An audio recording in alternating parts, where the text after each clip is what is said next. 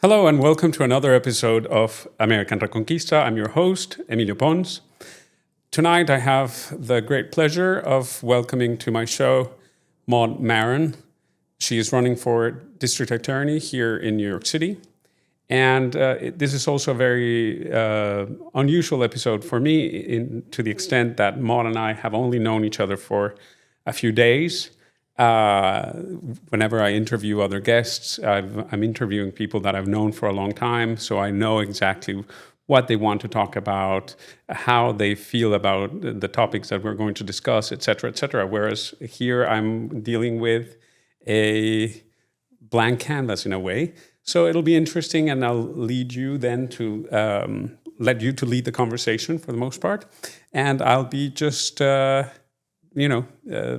interacting with you throughout the evening. So again, thank you very much for joining us. And please tell us a little bit about yourself and why it is that you decided to run for DA. Right. Well, first of all, Emilio, thank you so much for inviting me.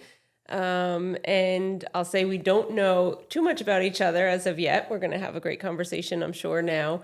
But we both knew right away after speaking to each other that we shared certain values about our city, about how decision makers should prioritize public safety, and about sort of the broader issue of making good decisions based on reality and not on narratives that aren't, that don't hold up to scrutiny. And I don't mean to sound so abstract. We can dig into that in a minute, but first I'll just give you a quick background as to who I am. I'm a New Yorker. I was born here in New York City. I then lived a bit in Virginia and Pennsylvania, came back to New York to go to college, to go to law school, to work after law school. You graduated from Cardozo. I did. I went to Barnard College and then Cardozo Law School, both here in Manhattan. And then I went to work for the Legal Aid Society, which is the largest public defender in New York City. I worked in the criminal defense division, so I represented people, poor people who couldn't afford their own attorney accused of crimes. And I loved my job, and I was very good at it, and it's a wonderful job. And I did that for many years. I had children. I have 4 kids that I'm raising here in New York. And I had a falling out with my employer that we can discuss later if you want. But I got very involved in education advocacy and advocating for my children attend public school and really fighting to make sure that our public schools are excellent, that are high quality, that can really keep people in the system and not chase people away. And I will say that some of the sort of false narratives that I alluded to that I was battling in education, particularly around race issues and meritocracy and how we fix what's going wrong, some of those same issues in education are also present in what's going wrong in our criminal justice system. And I mean that very broadly, like the laws that we're passing, the sort of decisions that we're making. And so you can start to see the overlap of some of these ideas, chief among them that we live in this racist society, this white supremacist society, and that we have to structure our education system or our public justice system to atone for and make up for this horrible racist system. I've heard you talk about the way that false notion has crept into the arts world. So it's everywhere. It's not just, this is not a niche issue. It's something that's sort of permeated throughout our society. But I'm running for district attorney because if you don't have a safe city, you can't function in any other way. You need to be able to take the subway, to walk down your street, to get in and out of your car safely, to send your children to school when they're, young. Kids as young as 10, 11, and 12 in New York City travel on the subways by themselves to go to school. You need to be able to do all of that in a safe city. And when you implement changes to the system or changes to how you prosecute or changes to how you incarcerate people based on false ideas, based on the ideas that we have to atone for this racism that's supposedly ever present, you wind up making everybody less safe. Absolutely, including the communities that you're supposedly helping and atoning 100%. For.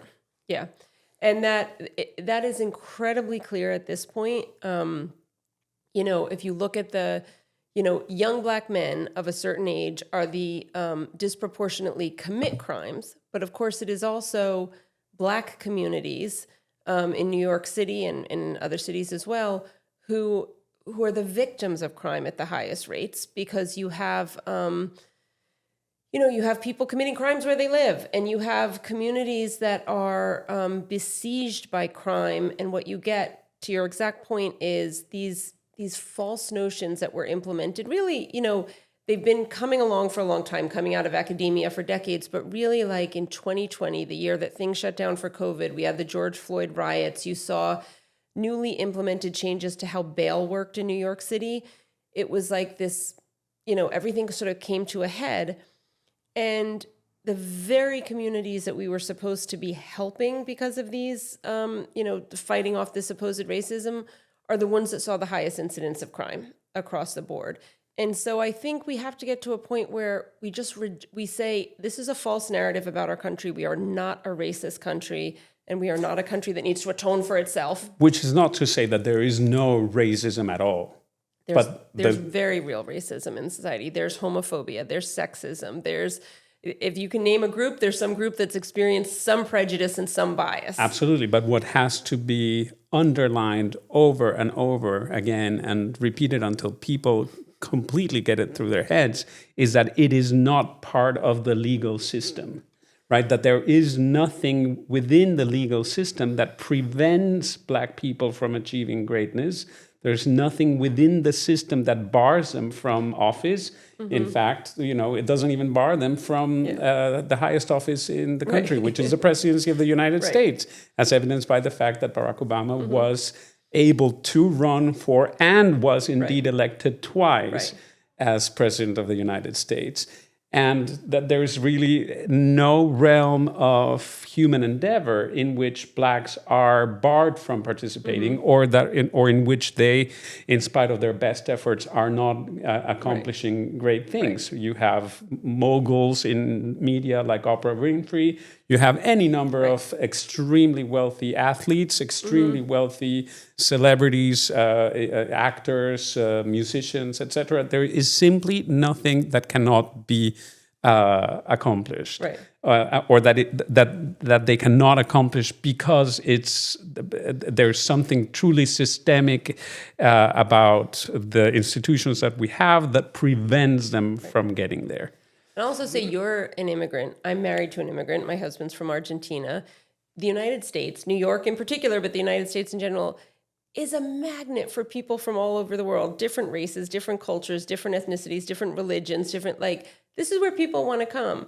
And if you would listen to the naysayers of our nation and of our country for so long, what they're saying about how terrible we are doesn't match up with us being the number one desired destination of people from all over the world.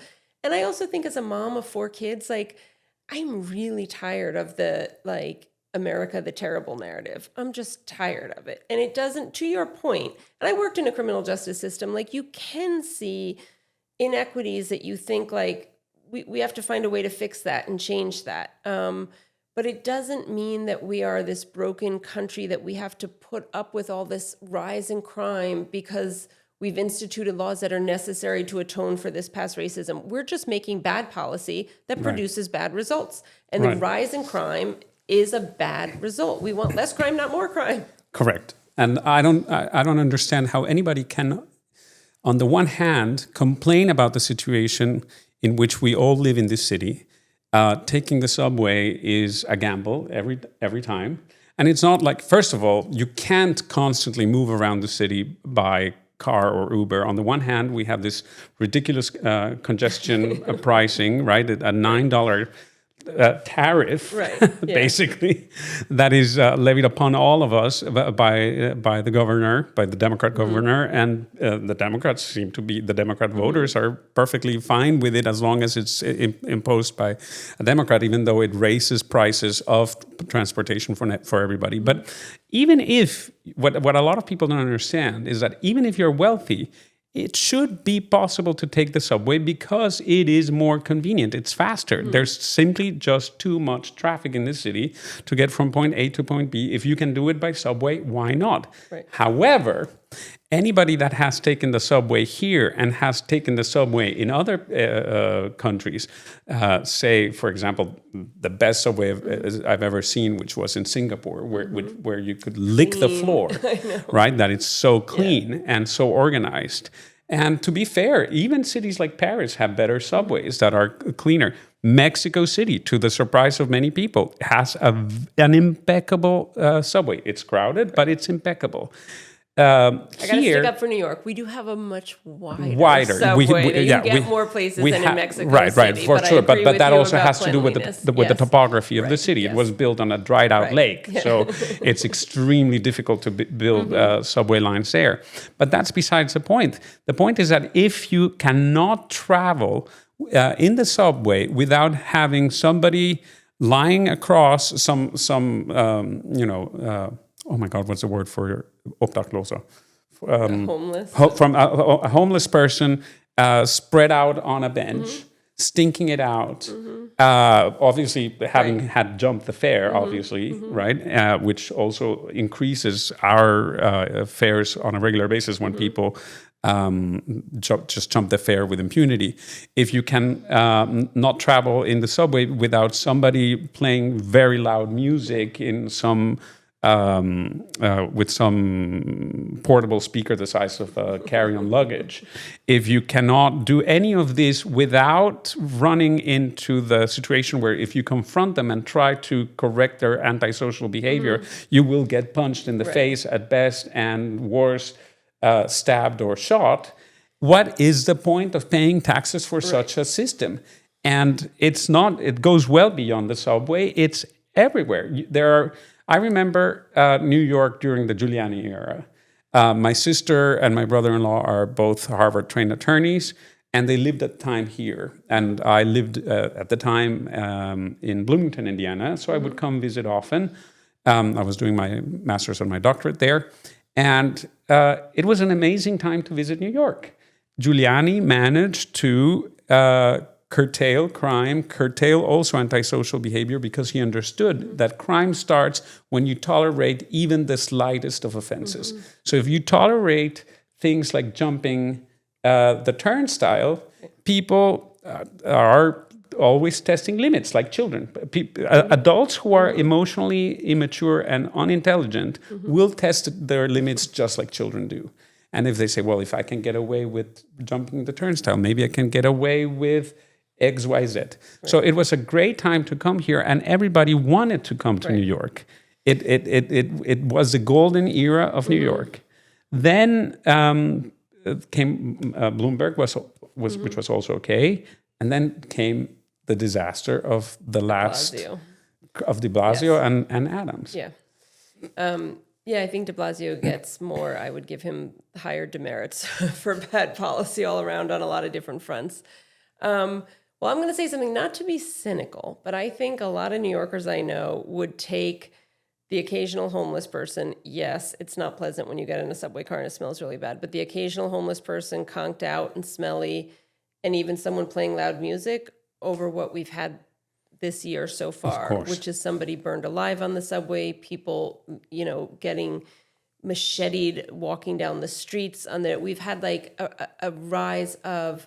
We had someone in Soho just last week having her throat slashed, on Broome Street in the broad daylight at 3 p.m. So we have had a rise of like really horrific, scary, violent crime. Yeah, you should have subways as clean as Singapore does. For the amount of money we all pay in taxes, we should have clean subways. So I'm not arguing for smelly subways, but I'm just saying most New Yorkers would be pretty happy if we could just get to the point where you weren't fearing for your life on the subway. Correct. And yet, most New Yorkers will continue to vote for this very same politicians and district attorneys who are creating these unsafe conditions because they are all ideologically captured by the woke left that has convinced them that any attempt to curtail antisocial behavior is synonymous with racism. Right. I cannot abide anymore by this ridiculous accusation. I I feel like we're living in another era of a moral panic like that of the trials of Salem with the witches. It suffices to tell somebody, racist to destroy their careers. And, you're a racist if you, pretend that everything is hunky-dory. Because you're not really unpacking your white supremacy, and you are not, you are trying to not see color, blah, blah, blah. But you're also racist if you do see color. You're racist if you point out the problems within the African-American community, or if you point out the problems within the Dominican community here and whatnot. But you're also racist if you give them a free pass because that's racism of self-expression. It's impossible. This notion of racism, of everything is racist, has created a very toxic environment where we are unable to address the most basic principles of what it takes to have an organized and law-abiding society. And again, like you said earlier, this is something that affects everyone. It does not just affect the upper middle or the higher classes who are white or other ethnicities. It definitely also affects the black people who are law-abiding, because there's always such a small fragment of the population that ruins everything for everyone. Yes. The recidivist numbers are really shocking. If you look at the number of people known to the NYPD that are responsible for crimes like petit larceny, if the NYPD could arrest 1,500 people and we could go back to being able to take shampoo off the shelf in the subway. Correct. Because they know who those repeat recidivists are. Right. And we have opted for a system that doesn't allow us at this point to get those people off the streets, even though it's a known group of people that are responsible for that degree of crime. So I want to say two things. One is, because you brought up the issue about we keep voting for the same thing. There are some people who are just starting to figure out what you just articulated so well about racism and about the sort of hypocrisy of the way the whole race conversation, you're racist no matter what you do. Correct. Some people are just starting to figure that out. Some people figured it out. Like, for some people, this is old news. They know what you're talking about and what you're saying. And I lived through it most extensively through my education advocacy, and it impacted my job, as I said before. But I want to skip over that for a moment, although we could, I could tell you about it and go to the other thing you said, which is, why do we keep voting for the same thing in New York? Right. And this is one where I'll say, I'm part of the problem here too, because I was a registered Democrat for 33 years and voted for a lot of the people who have now, by the way, when I registered as a Democrat, as a teenager, I thought the Democratic Party made the most sense to me, and and represented my values accurately. I was pro-labor, and I thought that the Democratic Party at the time was the best party for minorities, for women, for people who were outside of sort of the traditional, power structures, is how I would have, articulated it then. And I do think that, I would have given the Democratic Party, said the better for the environment, better for all sorts of things, right? And I still think that a lot of people believe that this is true about the Democratic Party, but they don't realize the degree to which the Democratic Party has been betrayed by its fringe woke constituency. I think the Democratic Party is... People will still tell you that it's the party of working class people, it's a party to represent minorities, it's a party to stand up for women and the environment, but it's not really true anymore. It's certainly not in New York City, because you have things like the unchecked border created this flood of migrants. That is a direct oppression on labor, on people who work a wage job. Correct. And we've known that, and Democrats used to know it. Democrats used to argue to check illegal migration, specifically because it was bad for working class people. If you look at videos of Bill Clinton, from the 90s, he They would were be making the same arguments that they were Republicans make now. exactly, and he would be labeled a racist and a crazy Republican if he were to make the exact same points today. And so to my great surprise, and the reason I'm no longer a Democrat and the reason I'm now a Republican and running really a much more conservative-minded campaign, it's not because I changed so much. I don't think my value system has really changed, but the parties have changed. And the Democratic Party right now, so I'll give you another example where, to me, as a Democrat, we would have, when I was a Democrat, you would have fought against COVID lockdowns and COVID mandates, and you would have said, I'm going to look at how many billions of dollars Pfizer is making by partnering with the government to force people to take a vaccine that doesn't have good efficacy data. Right. And you can take that vaccine or not, your own individual choice, but don't have the government force you to do something that is really anomalous to, other vaccines have gone through long periods of study and, to me, the sort of progressive leftyism that I knew and that I came up in would have been deeply suspicious of pharma and the billion-dollar industry that was making money. And all of a sudden it was like, not only were they not suspicious, they were shilling for pharma and didn't want you to even ask a question. Correct. And I think it's fine. Some people, I know smart people who took the COVID vaccine. I know smart people who didn't. But I believe in liberty. You should be able to make your own decisions and do what you want. Correct. And to your point, there is also a huge hypocrisy within the people who are part of the Democratic Party now and their voters who insist that we had no agency and no freedom when it came to the vaccines, but at the same time still insist my body, my choice when it comes to abortion. So which is it? You cannot have your cake and eat it too. Either it's my body, my choice for abortion, but it's also my body, my choice when it comes to vaccines. Don't tell me that the public interest overrides your valid concerns not to experiment on your own body and put your life or your health and life quality at risk over ideology. And this is exactly what happened. I know of several people who took the vaccine, which I also took because I had no other option to leave Germany, and I was desperate to get out of Germany because it's becoming a communist Islamic hellhole. And I did it, and luckily I didn't suffer any consequences. Of course, eventually I did get COVID, so it was absolutely not as effective as they claimed it to be. But I know plenty of people who suffered greatly from this.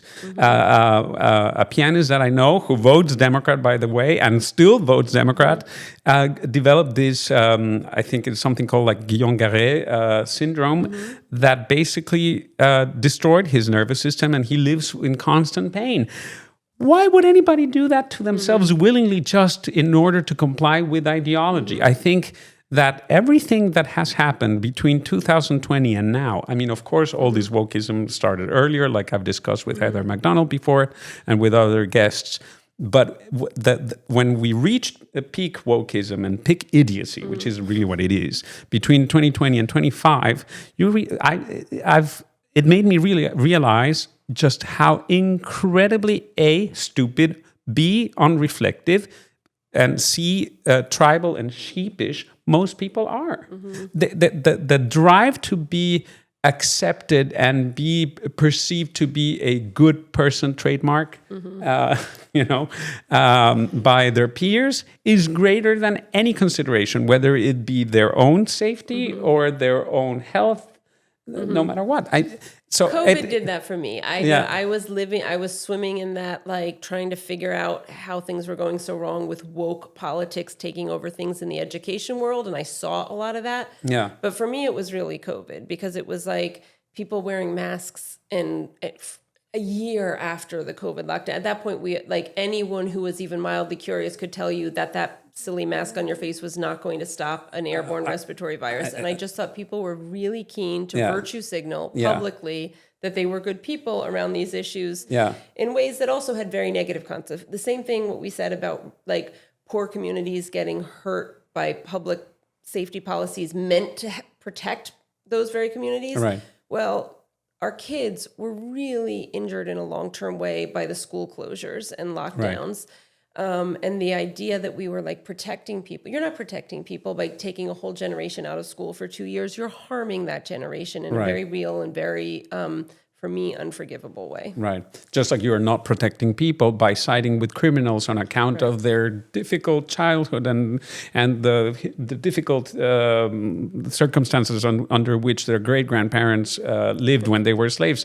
The reality is that there is no excuse for antisocial or criminal behavior anymore, period.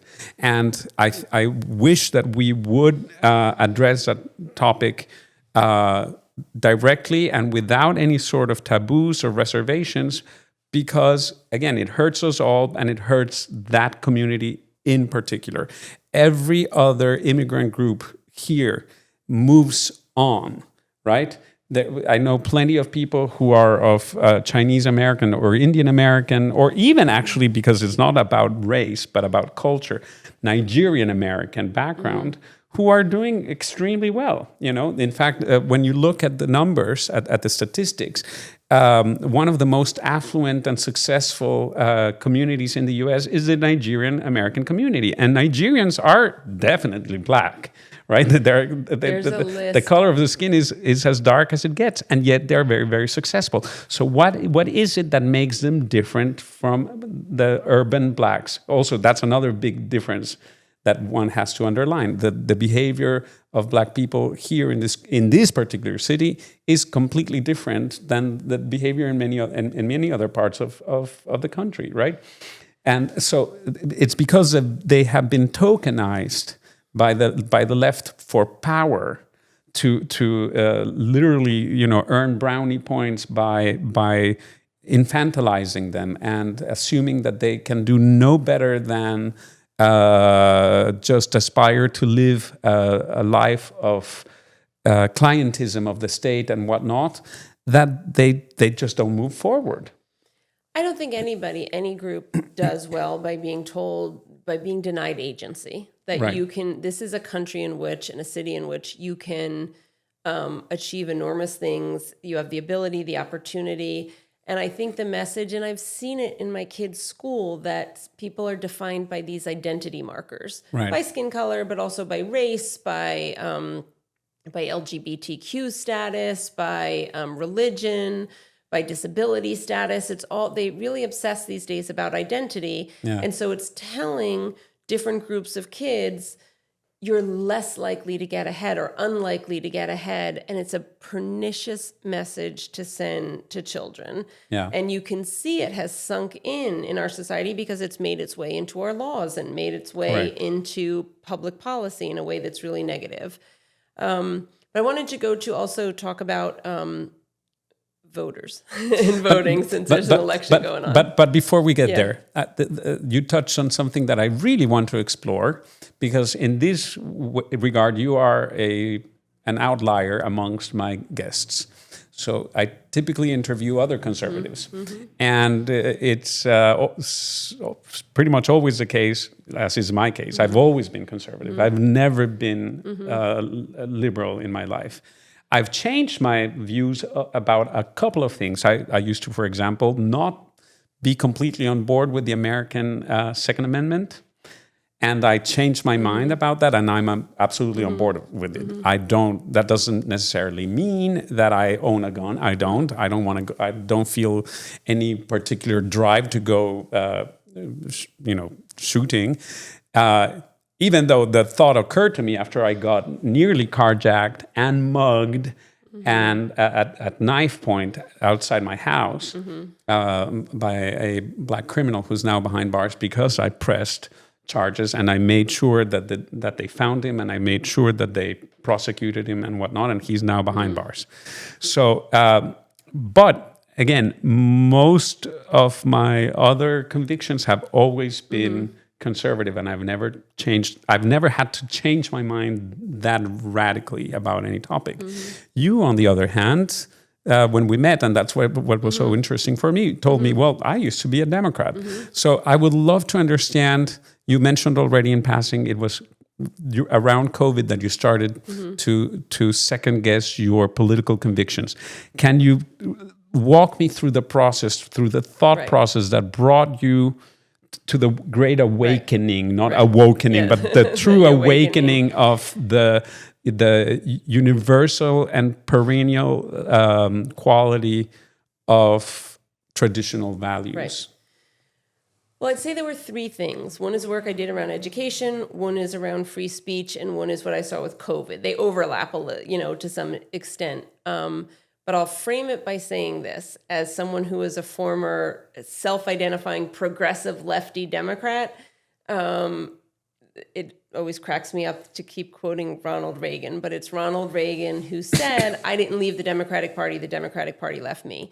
That is always, in the last few years, it just rings really true to me, because I have changed my mind about some things, and I could give you some examples, but my basic value system has really not changed. The things that drew me to the Democratic Party, it's sort of in a desire to what I think of as true inclusion. You want people who had maybe been left out to come into the fold, which I thought is what the Democratic Party did by building the big tent and being the party of labor, of working class people, of minorities, of women.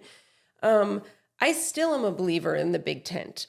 I just saw it more at the RNC than the DNC last year. I saw a Republican Party that said, oh, yes, we know the difference between men and women, and we know that women need to have their sex, specific places protected, their sports protected, their dignity and privacy protected. And it shocks the heck out of me that it's the Republicans and not the Democrats that are getting that right now, but I'm a reality-based person, and not only are the Republicans getting it right, the Democratic Party, particularly in this city, is still getting it so wrong. Yeah. But what happened for me is I had kids in public school. I started going to the public school meetings. I joined my school board. I was defending meritocracy because you need it to have a good public school system. And you have people who are spending, $250,000 a year to send their kids kindergarten through 12th grade to fancy private schools. We need our public schools to be good. Right. And instead what we got was this race-fixated equity drive to get rid of tests, to get rid of things that would measure people's abilities. What could possibly go wrong? What could possibly go wrong, exactly. And that's how I had my falling out with my employer.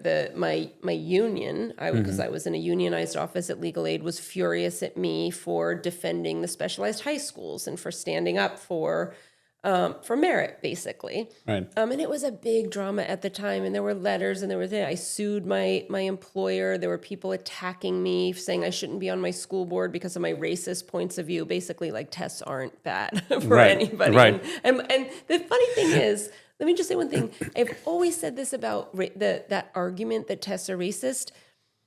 The people who brand themselves anti-racist and claim to be speaking on behalf of the downtrodden and Black students, their argument is so racist, because their argument is Black people can't possibly do well on these tests. Let's get rid of the tests on behalf of Black people, and then we'll get more Black people in these schools. And it's like, wait, do you hear yourself? Yeah. That's absurd. It's a soft bigotry of low expectations. Yes. Yeah. And by the way, none of these people would like to have surgery performed on them by somebody who was a DEI hire and who got through the college and medical school just on account of their victimhood status. The hypocrisy is off the charts when you see some of the people who have made these arguments about getting rid of meritocracy in our education system. They send their kids to some of the best schools around. But they're always private. Right. So the hypocrisy is off the charts. Yes. So there was that. And then for me, the COVID and the First Amendment thing sort of overlapped, because it was like we saw during COVID. I mean, when I just saw, like, wait, you're not even allowed to say, this probably started in a lab. Masks don't really work. And certainly we shouldn't have little kids kept out of school for over a year. We should also not be vaccinating children when it's clear that no children are getting sick. Yes. And if they do, it's like a cold and then you move on. And you can even disagree with me about all of this, but if you're an American who believes in the First Amendment, you should believe that people who have different views about all of those things should be able to articulate them and not get in trouble in any way. I agree with you. I always tell people when I'm having these political arguments with Americans, what happened to the land of the free and the home of the brave? What happened? Have you forgotten the slogan that your country was founded on? That it's part of your national anthem. Right.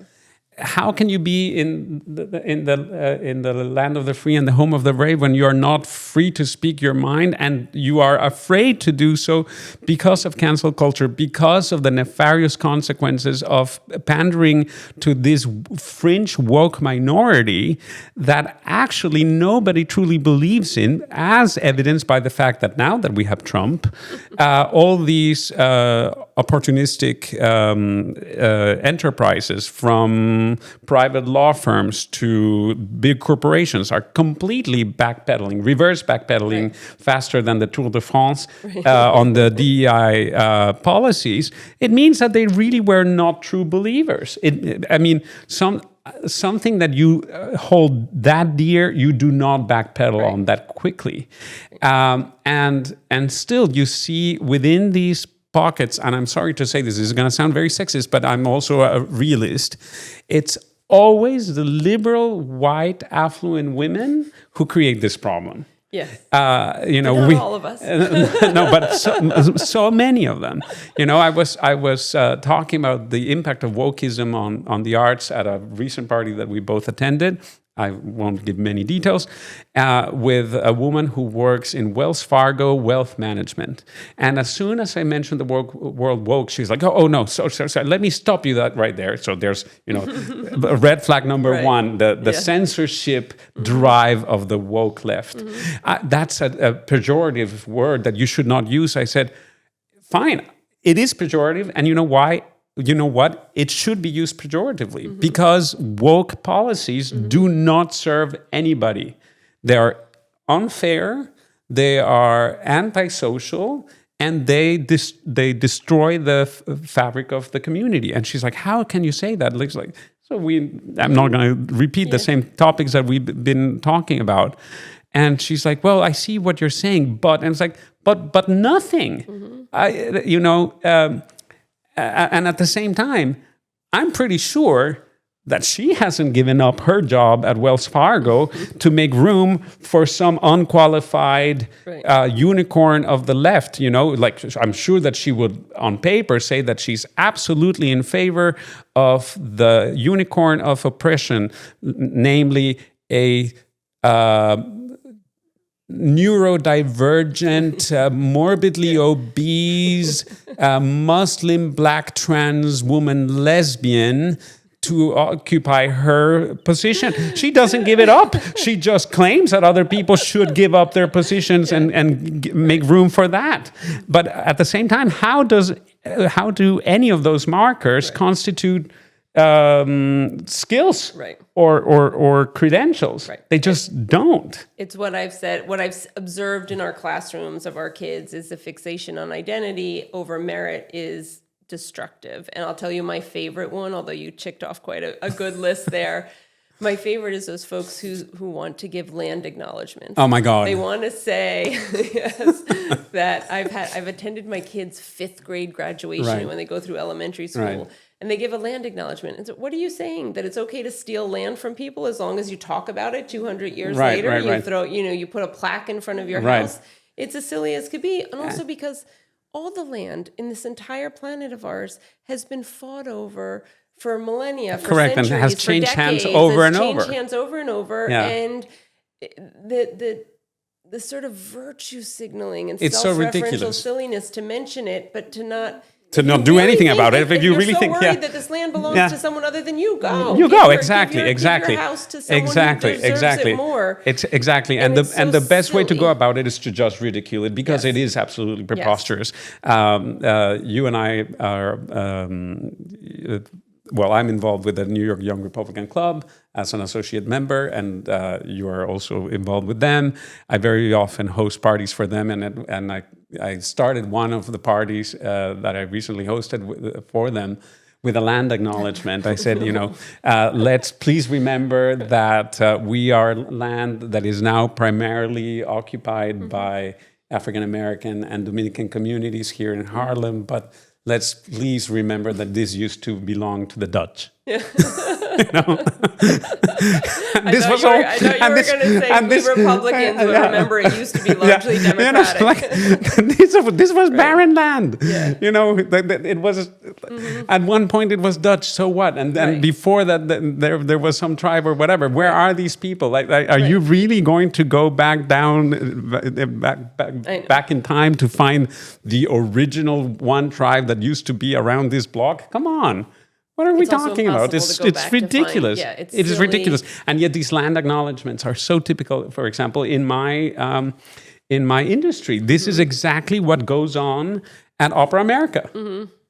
It's every single Opera America meeting starts with this, oh my God, we are occupying the... Please give me a break. But that's why I think it's really great for people to speak up more. Yeah. Because a big part of why these ideas gain such purchase in various institutions is because it was profitable for the people peddling the industry part of DEI. Yeah. And so many of the rest of us rolled our eyes quietly or just talked to people that we knew agreed with us outside of the conference room or outside of the space. I think it's really important to speak up. It's absolutely important also to emphasize the fact that these race hustlers are members of a scam, of a self-serving industry of the DEI that always, fights for equity, blah blah blah. But I don't see Robin D'Angelo or Ibrahim Kendi or any of them sharing exactly. Their speaking engagements are 30,000 a pop and above. How does that help anybody? I will say, though, I think there are true believers, right? Yeah. They peddled, Robin DiAngelo sold so many books because a lot of women, like you said, plenty of white women, bought that book and read it and thought it made sense, right? I think I do want to just at least acknowledge that some of the people who bought into this stuff and brought it into our schools and brought it into places, their motivations were on some level good. It is goofy, and these ideas don't withstand scrutiny. And if you're willing to really discuss it, what does this mean to do this land acknowledgement or to prioritize admission to medical school of people with lower scores but different skin color? Is that what we want for our medical, society future? You have to be able to have those conversations. But at the first instance, I think there are a lot of people who saw inequities, injustice. We have, as we both said, a history of racism in policy in our country, wanting to make society more fair or better. That's a good and noble absolutely, and but instinct. We always have to think about the age-old adage. The road to hell is paved with good intentions. It's not that these thoughts don't cross our minds. Right. And it's not that we disagree. It's not that you or I want a racist society. It's not that you or I want a society that is completely, deprived of any sort of diversity. We just don't ascribe any value per se to diversity, not in a positive or not a negative way. We don't tokenize it. We just realize that is part and parcel of every society nowadays in our globalized world. But we need to be able to nevertheless demand from all members of society that they abide by the law and by the values that create this particular society. If they are uncomfortable with the values that made America great and are making America great again under the leadership of President Trump, thank goodness, they're welcome to go somewhere else. They're welcome to go to, Alexandra Ocasio-Cortez is welcome to go live in communist Venezuela or in communist North Korea.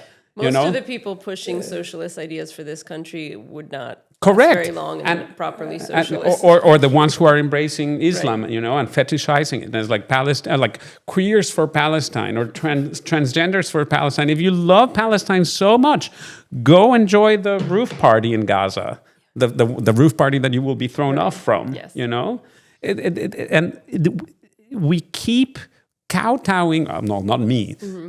Most Americans keep kowtowing to these ridiculous, absurd, preposterous ideas, and the people who espouse them afraid to what?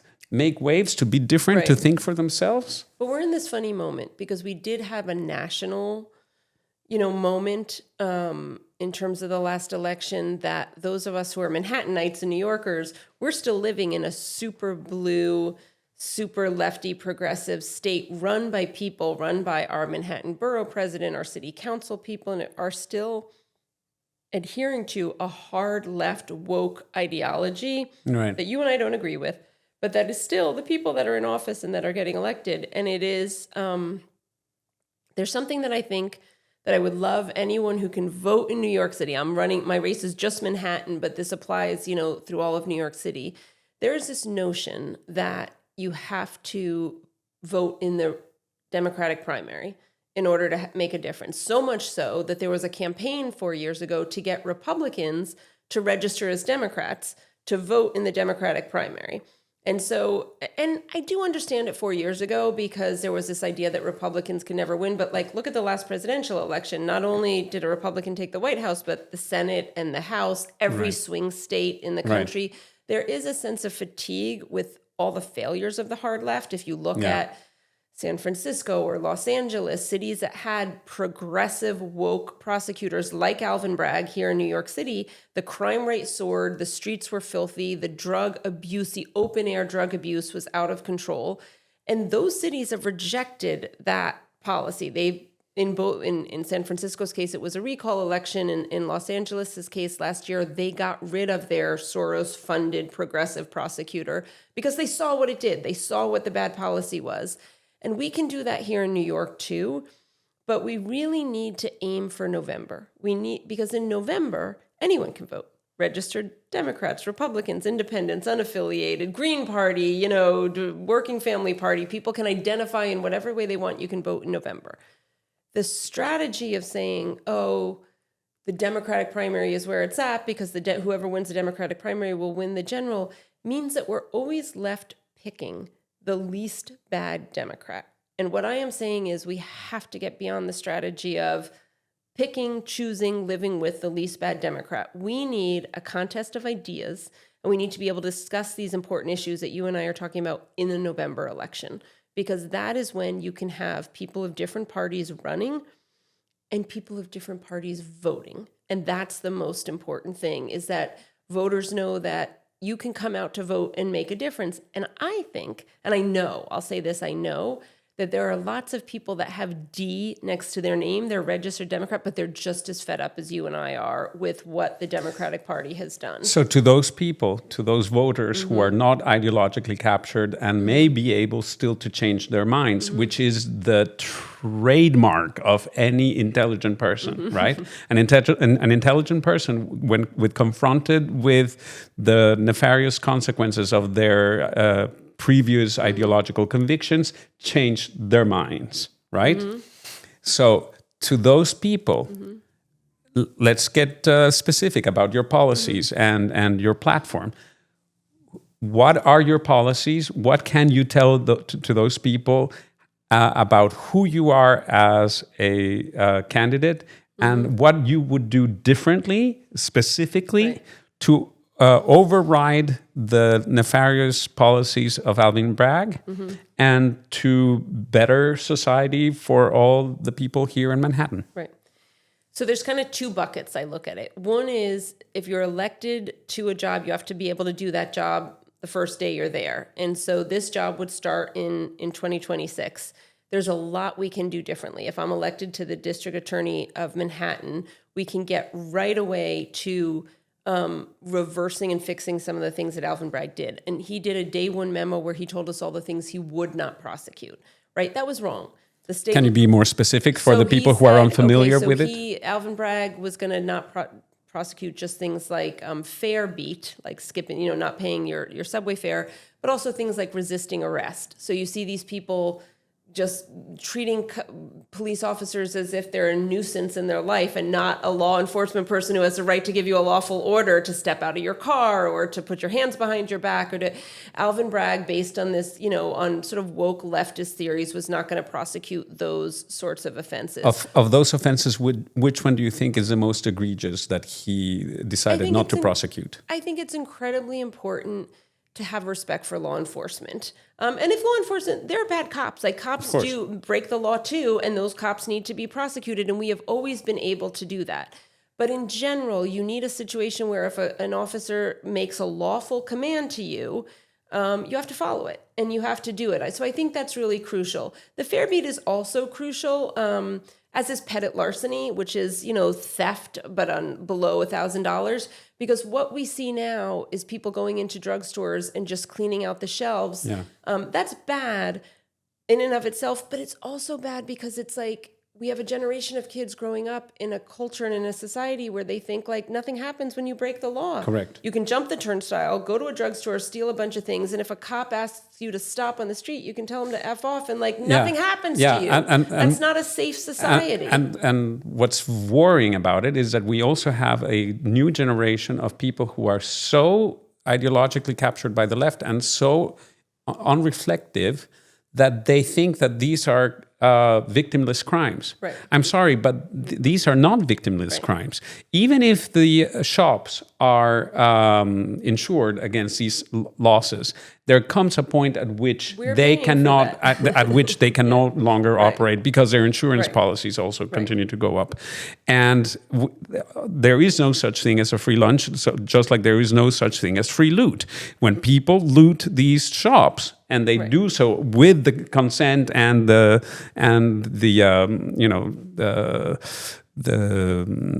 blessing of the Democrat Party, it results in what? Not only the inconvenience of being unable to go shopping at CVS or any place for anything other than sunscreen without a lock and key. Mm-hmm. But also, it makes it impossible for people to keep, or for shops to keep prices low. Right. And in many cases, it makes it impossible for shops to even stay open, which then creates inconveniences for the people who live in those communities. Right. And then the Democrats double down and have the audacity to attack those companies for closing down the communities and the stores that they have rendered impossible to operate, and insist that these closures, these shop closures, systemically oppress the BIPOC and LGBTQWXYZ community. I mean, come on, you can't have your cake and eat it too. You can't have free loot and at the same time expect shops to continue to stay open. 100%. And you can see, and I think a lot of people now are seeing that direct correlation between the bad policies and laws that we've passed and what happens on the street, what happens in our day-to-day lives. So there's that one. Anyone elected to that office can make a different decision than the one Bragg has made in terms of what he's not going to prosecute and what he's not going to do. But there's a second bucket that's equally important. That isn't something you can do instantaneously, but there are those laws that we put into place. We need a district attorney to advocate against those laws and to work with the state legislature to change them. And there's two areas in particular. There's our discovery laws, which even Kathy Hochul at this point has acknowledged are resulting in so many criminal cases being dismissed. So I'm a former lawyer and I understand what discovery is, but can you explain for the viewers who are not familiar with the concept of discovery, what you mean by discovery? So when you're the prosecutor preparing a case for trial, you have to hand over a certain amount of information to the defense lawyer. And I will say this, as a former defense lawyer, our discovery laws were pretty bad, and they did need to be updated and changed. But it's a pendulum swing situation. We had laws that were very, very bad for defendants and defense lawyers. And instead of fixing them and making them more fair, where we could still, sort of have both sides in the litigation get what they needed, the pendulum swung so far to the left that now we have a situation where cases are being dismissed because of a single memo book page from a police officer the cops write down in their memo books that doesn't get turned over to the defense lawyer. And by law, the entire case now needs to be dismissed. So we have this situation where instead of having discovery laws that are sensible, where you want to make sure the defendant does have the materials that they need to prepare a proper and constitutional defense, but where the prosecutors can still do their jobs, now we've swung the pendulum from a situation where it was unfair to the defendant to a situation where it's completely unfair to the prosecutor because it's almost impossible to prepare a case now, especially in misdemeanor court. So we need a prosecutor who understands and is willing to, what we get now from our governor, Kathy Hochul, and from Alvin Bragg is they all suggest tweaks. Like you're going to tweak, you made this huge, enormous change to the legal structure, and now you're going to tweak it better. You can't tweak it better. You have to fix what you got wrong. And we can see now that they got, you have to completely fix what they got wrong. Another example of fixing something is New York is I think the only state or one of two that don't allow you to consider dangerousness when setting bail on a defendant, right? So you think this person's a danger to society if we let him out, but you're not allowed to consider it in New York. Other states allow a judge to make, not baseless, you can't just yell danger and throw someone in jail. You have to have a basis on which to make that determination.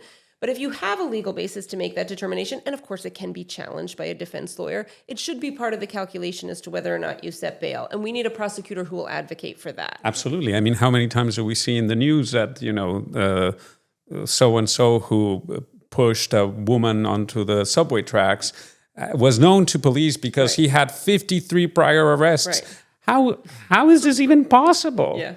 That somebody that has 53 prior arrests is still roaming the streets and making them unsafe for everybody. What happened for those of us who lived in the States many years ago, like myself, while I was in college, and then came back and find the U.S. to be completely unrecognizable. What happened, for example, to the 3 strikes and you're gone policy? That wasn't a New York policy. That was a California policy. And the thing is, with every policy, it's like you can get, there were things wrong with that policy too. Like, I don't think someone should be locked up for the rest of their life when their 3rd strike was stealing VHS tapes somewhere, right? Like, I don't agree with that. And I think that's the case that made its way to the Supreme Court out of California. So you can have laws that are too harsh, right? I'm running to be a prosecutor, but I'm not running to lock up every single person who ever, broke a law forever, because I don't think that's fair and I don't think that's just.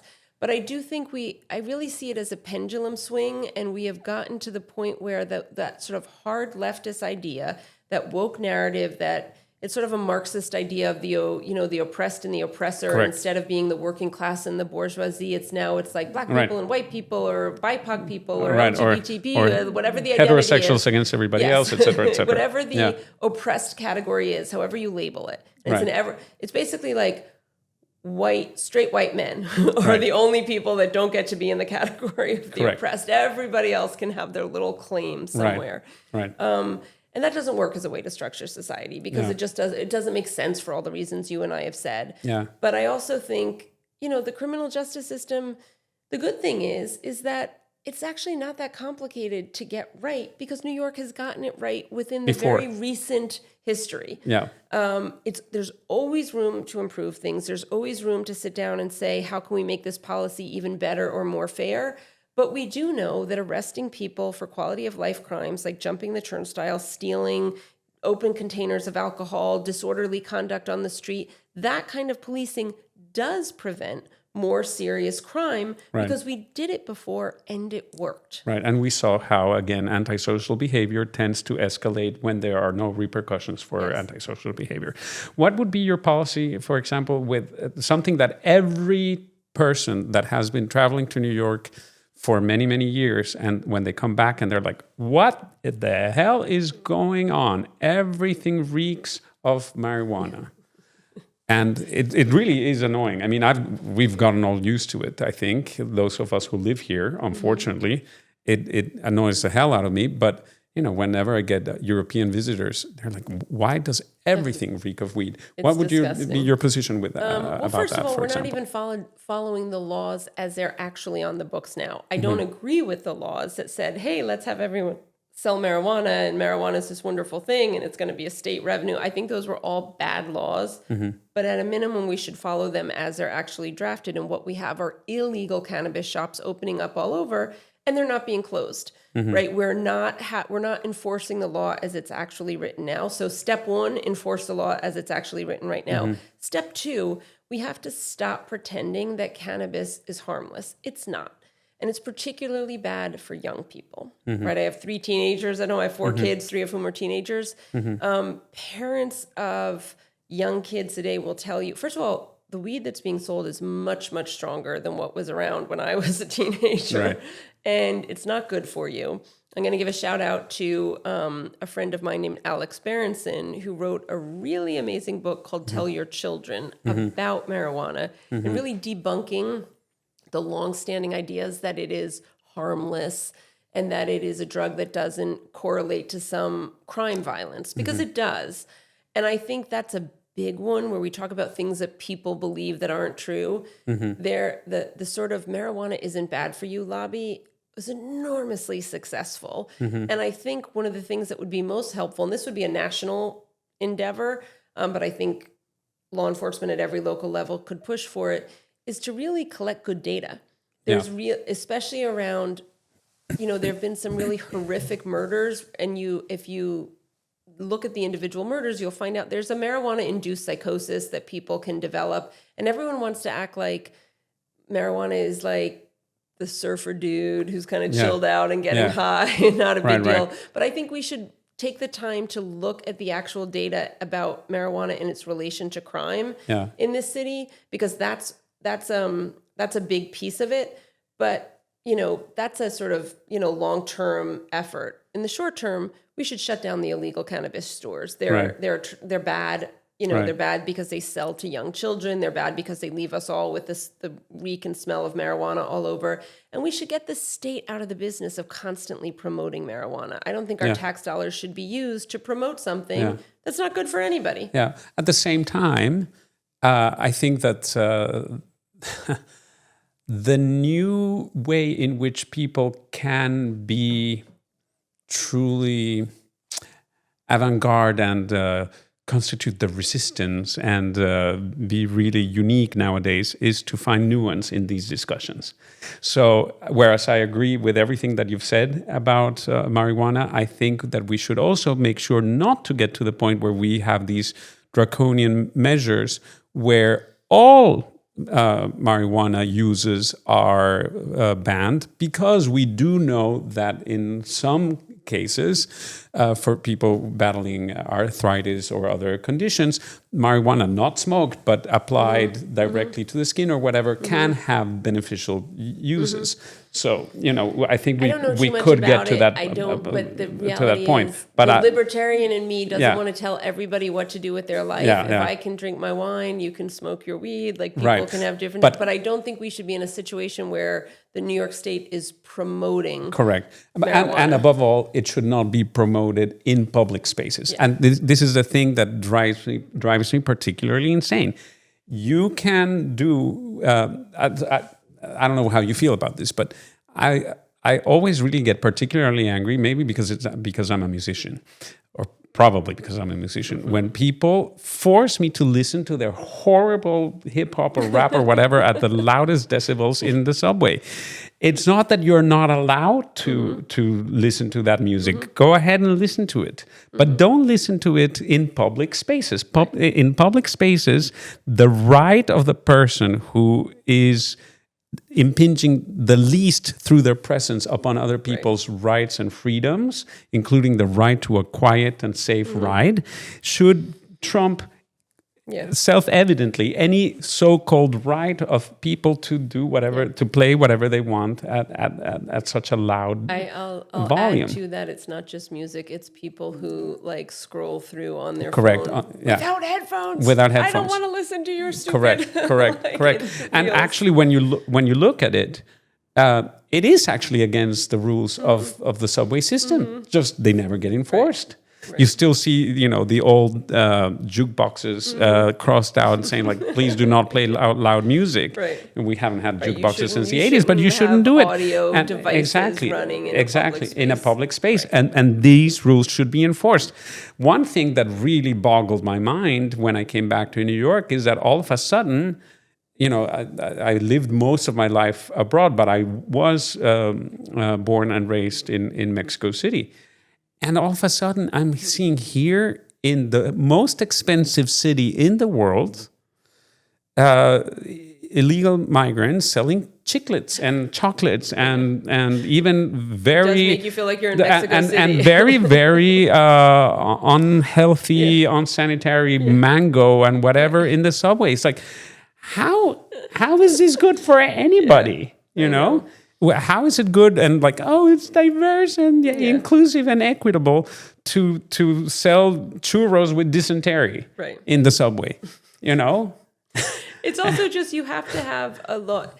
You can feel enormous sympathy for a woman with a kid strapped on her back. Of course I do, but if you don't say no to unlicensed general vending on a subway platform to one person, then you can't say no to the other 10 people who will come the next day. Correct. And we don't actually have a system that can tolerate that amount of vending in our subway platforms. Correct. It's not safe for transportation, for moving around. It's not safe for the 2-year-olds who they are having, peddle the candy, et cetera, et cetera. I think it's every single one of those things you're talking about, like whether it's music on the subway or whether it's vending on the subway platforms. It is okay to enforce those laws because the fabric of our society needs to say, as a society, we've decided that these are the rules that we're going to abide by. And I think that got swept up in the narrative of like hardcore leftist woke narrative. And a lot of people of a certain age can remember a decade without this, where it's run differently, in a decade now that we're down this other path. And most people prefer it in a way where we have a more high-functioning society. Right, where everybody is respected. Yes. And not just the small percentage of the population who decide that they have the right to inconvenience everybody. I'll put it this way. Since we keep I always go back to the pharmacies, but it's something that we all see with our eyes so much. We rewrote the laws of the state of New York to accommodate the people who want to steal from the pharmacy shelves over the people who want to follow the rules and pay for the products and and that's insane. That is insane, and it's also the result of this cultural relativism. All people are the same, all cultures are the same. I'm sorry, that is simply not the case. There are places like Switzerland or Singapore or even Germany prior to 2015 where you could have products being displayed on the street, and where on an honor-based system, like the Zeitung, the newspaper or whatever, you would pay for your newspaper and only take however amounts of however many copies of newspapers that you paid for. I grew up if in you do something like that there here. Were farm stands on the side of the road that you could drive by, and you could come up and get eggs or get things and leave money in a money box based on the sign that told you how much the eggs cost, and walk away. Right. Like, you can aim for that kind of high trust society where people don't steal, not because they're going to get caught, but because it's wrong. And they know it's wrong, and everybody lives by that code. Or you can live by a society that says lots of people are going to steal, and we're not even going to bother to arrest them and put them in jail for it. Right. We've become simply way too permissive as a society, and this is not good for anybody.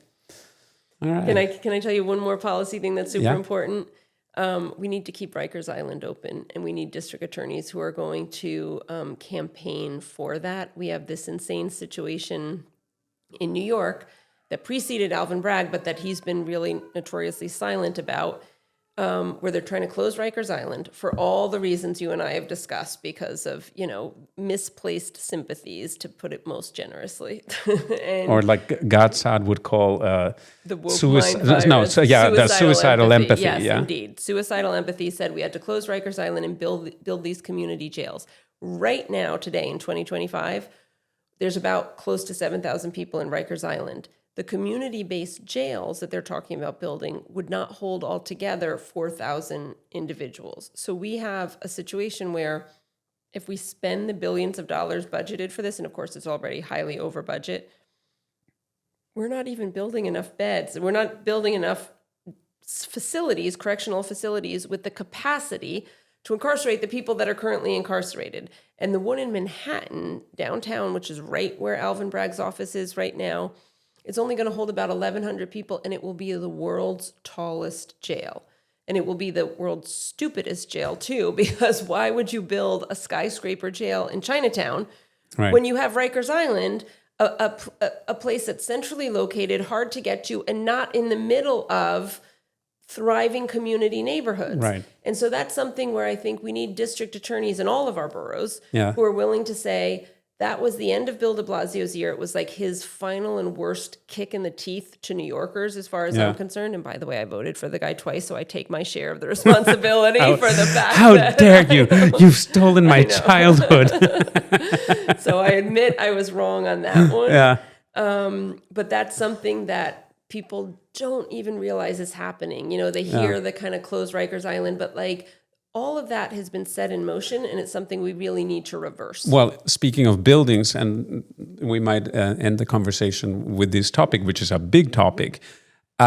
Speaking of buildings in the center, in the middle of very crowded areas of New York City that are in the heart of the tourist areas, such as Times Square,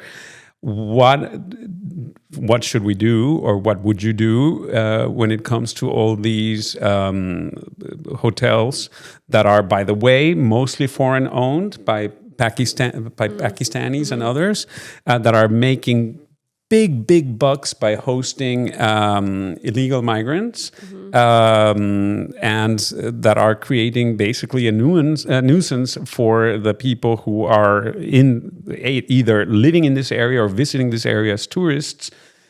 Because we now have centers of criminality paid by our taxes, which centers of criminality, by the way, do not welcome for example, veterans of war who are homeless or people who are actually more deserving. What should we do, therefore, with these hotels, these migrant hotels? What should we do with the sanctuary city status of New York City? What should we do with illegal migrants in New York City? And very importantly, and this is the last of these four subsets of the conversation that I want to discuss with you, what should we do? And this is, I think, a topic that is very dear to both of us. What should we do with the wave of people who are supporting the Palestinian cause and who are putting Jewish lives at risk? Right. So let's go one by one. Yes, so that's a lot. I will say right now, I think we're already taking some steps in the right direction with the migrant situation, because the very first step is closing the border. Like, New York could not continue to absorb the amount of unchecked migration that was coming through. So that first step is already happening. We've seen some of the illegal shelters close down at this point. We really do in New York need to cooperate with the federal government in order to solve for some of that problem. And you are very right to point out that it's a money-making operation, right? A lot of people have gotten very rich repurposing these hotels because it's guaranteed income. You never miss a day of payment. You don't have to do the hard job of running a hotel or refurbishing a hotel, or you know, and making sure that we understand that it became a grift and a business for certain people it's important for New Yorkers to understand that, because I talk to people all the time, people who live near migrant shelters. It makes the block that you live on absolutely miserable. Yeah. The sanctuary city laws definitely need to be changed. That can't happen overnight, and that won't happen with our current set of legislators in Albany. It needs to be changed. But it's one of the reasons why it's so important to vote differently in November, because once, you know, right now your average Democratic policymaker is worried about a challenge from the left, a DSA candidate, someone from that's all they're worried about. You have to be worried about the people to your right who are saying, these ideas are all terrible, and we're going to start electing people who won't just move as far left to the possible as they need to ward off a challenge from the left. So in terms of those policies, you know, you can't... we have people here that are not going anywhere tomorrow, but we do need to stop the inflow and stop the policies that one thing we could change is, yes, you're giving someone a shelter because they're legally entitled to it under our current city laws, but we don't have to pay for every last little thing that's currently being paid for, because that's part of the grift. People who are getting cell phones and people who are getting, prepaid debit cards exactly. and all of these things, that's part of a grift because there's money that's being made off of it, and that should stop almost immediately. In terms of, I said I went to Barnard and I, was on the Columbia University campus for those years, and it breaks my heart to see the Columbia University campus, which used to have such a unbelievably vibrant Jewish community, and lots of other communities as well, like a truly and genuinely diverse college, university campus, seeing it be a place where Jews have to navigate a terrorist supporting squadron of students who don't know what they're talking about. I mean, Right. And to the extent that you do, it's even more unjustifiable. If you really understand what Hamas is doing to the people who live in Gaza or elsewhere, and you're still supporting them, shame on you all the more. Right. I mean, the best defense for some of those kids is ignorance, but it's ugly no matter what. Right. And I think I'm all in favor of deporting people who have broken the law. I think not only do you get rid of that individual lawbreaker, but it sends an incredibly important, clear message. Free speech, mind you, I support anyone's right to stand up and say, I'm a queer for Palestine and I love Hamas and I love any other stupid thing you want to say. I support your right to say it. Yeah. Breaking into buildings, holding people hostages, not letting the janitorial staff leave. Right. The outrageousness Preventing of Jewish that. students from Preventing attending Jewish students classes. from going into a classroom and handing out leaflets and disrupting the very expensive education that kids have paid for. All of that is lawbreaking and should be prosecuted to the fullest extent of the law. And as a district attorney, I think your job is to work with the federal government and the state government and any other entity that is doing the job of making sure that terrorist-loving activity is prosecuted to the fullest extent. And what do we do in particular when it comes to cases like this guy, I'm blank, Khalil, exactly. People are claiming, well, he was just expressing his opinions freely, and even as a foreigner, he's entitled to do so, and he deserves a fair trial, and he should not have been deported, etc., etc.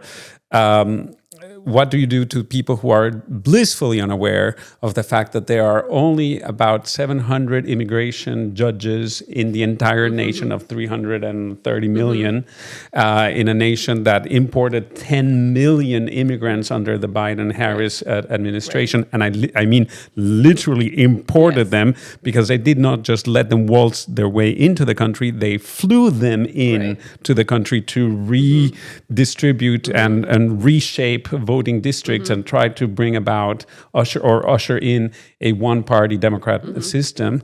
What do we do what do we say, or would you say to people who claim, well, even if they were brought in illegally, they deserve to have a very lengthy and expensive trial for each and every one of them who is being deported? What would you say? You're either legally entitled to a certain set of processes or you're not. And it's quite clear if you're on a visa, you don't have the same set of rights that an American citizen has. And it's really very reasonable, I think, to think of the visa as a privilege that it is. You just don't have that legal right. Obviously, it's working through the courts right now. It's going through the court system right now. I just have to say that, it kind of turns my stomach a little to watch.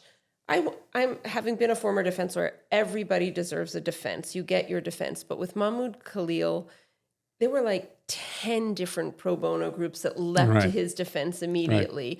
There's a lot of Americans who face really deep injustice who don't get anywhere near that level of representation. So one, that guy's about as well represented as you can be. His case is going through the courts. And if he gets deported, because our legal system, so he's getting his full day in court and then some. He's getting more day in court than most Americans get. But for everybody else, it doesn't matter if there's 700 immigration judges or not. If you're here as a guest of this country and you break the laws and you get removed according to the laws of our country, that's life. Yeah, exactly. Exactly. And I don't understand why people tolerate that when they themselves would not tolerate a guest at their own home coming in to destroy their home, steal their property and insult them. Right. You know. The insulting you got to live with, because that is the First Amendment. Not in your own home, you don't. Yeah. You can kick someone out of your home, but in the country, yes, I do support people's right to say every rude, nasty, ugly, stupid thing in the world. Yeah, stupid thing. Lots of stupid. We both have heard a lot of stupid over the last year in these protests. I support your right to say all of that, but breaking the law is a different story. Correct. And in his particular case, as head of a protest that also led to the destruction of property and the illegal occupation of spaces, he definitely broke the law. He did not just express his free opinion. His case will actually set legal precedent for everybody else, because I said he is so lawyered up. He is so well represented. So it's not as if any of his rights, potential or otherwise, are not going to be respected. They are. They are being respected right now because he is having a lot of great legal minds file legal briefs on his behalf. So of all the people in the world to worry about their not getting their legal rights, he's not one of them, because he's got a squadron of lawyers defending him. And I think, like many other Americans, I think you came into this country, you had the enormous privilege and benefit of being here, and you decided to side with terrorists and to break the law and to think you can get away with it. And that's just not how it should work, or thankfully how it is working right now. Right. Well, I must say, there's absolutely nothing of what you said that I would disagree with. And I hope that our viewers will see that you are absolutely the better choice, and that they should just have the moral courage and the intellectual honesty to say, she's right. And just like her, I should leave the Democrat Party because the Democrat Party has betrayed my own values. It has betrayed society. And I should not continue to be tribal. I should just look for the best interests of myself, of my family, my community, my city, my country, and vote for the party that is, doing precisely that, in spite of whatever historical bad record the Republicans may or may not have had, or whatever bad image was. Both parties have done pretty wonderful things, had their ups and downs over the years. But I'll say this, let me just say one more thing, if I may. One, if your viewers are interested, they can check out my campaign at maudformanhattan.com. You can donate there, you can volunteer there, you can read all sorts of information there. But also, you don't have to change parties to vote. You can vote for whomever you want, registered as whatever party you are.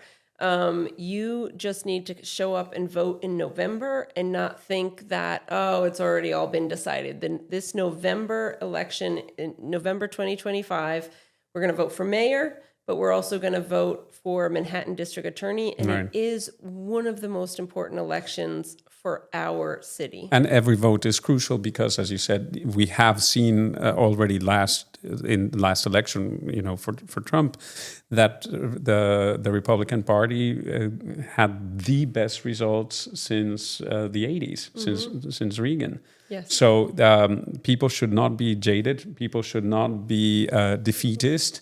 And they should definitely not assume that their vote doesn't count. Every vote counts. Absolutely. And we have the party. Well, not we. I should include myself, because even though Alvin Bragg and Ocasio-Cortez would love for me as a non-citizen to vote, I won't be voting.